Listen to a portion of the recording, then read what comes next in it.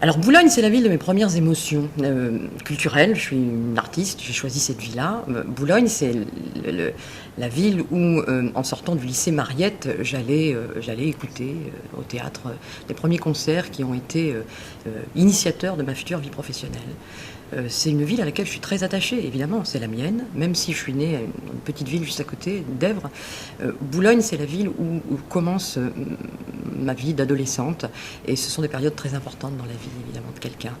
Donc, revenir à Boulogne aussi régulièrement que je le fais, aussi souvent que ma vie professionnelle me le permet, c'est ne jamais me déconnecter de mes racines qui sont très profondément attachées ici.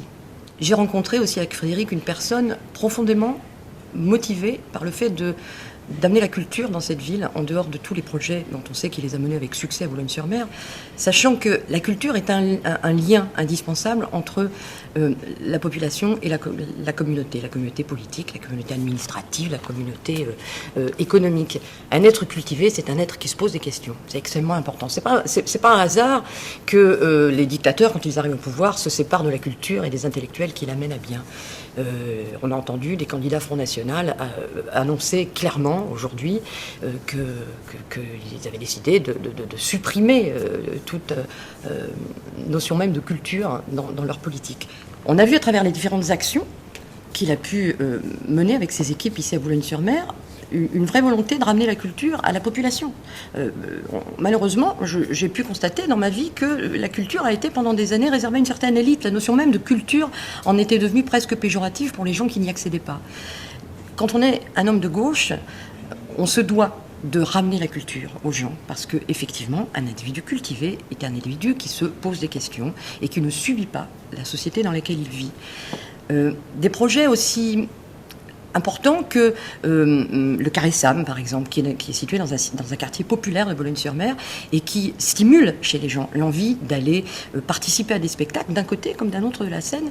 C'est quelque chose de très très fort pour moi, parce qu'encore une fois, c'est renouer les liens sociaux, c'est redonner aux gens l'envie de se poser des questions, d'exister en dehors de leur vie productive, parce qu'être productif, c'est une chose, être créatif, ça donne la paix et la sérénité. Et quand on est beaucoup plus installé dans cette notion de créativité à travers des choses qui ne sont pas justement élitistes. On parle d'une résidence d'artistes qui va aller chercher les gens pour les faire participer à l'élaboration ou l'exécution d'un spectacle. Je pense que c'est un bon moyen de rendre les gens plus sereins et de les rendre plus aptes à décider de leur avenir. Ce théâtre Monsigny, qui est le lieu de mes premiers émois émotionnels, et puis pas seulement, puisque j'ai eu la chance, le plaisir, l'incroyable récréation dans ma vie que d'être la Zabel boulonnaise pendant une dizaine d'années, dans ce théâtre-là que je connais dans les moindres recoins.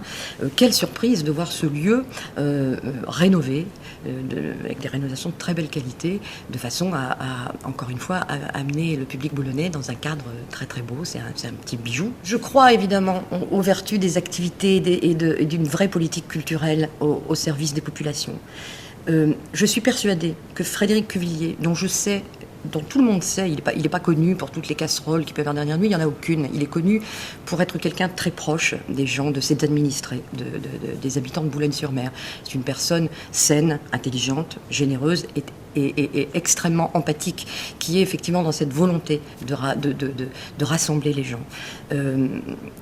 Je pense qu'il est l'homme de la situation pour continuer de faire de cette ville une ville qui rayonne. Je suis sûre qu'en renouvelant votre confiance à Frédéric Cuvillier, vous redonnerez à Boulogne une autre occasion d'être une ville dont on parle, d'être une ville dynamique, d'être une ville qui émerge et d'être une ville dont vous aurez encore une fois l'occasion d'être très fiers.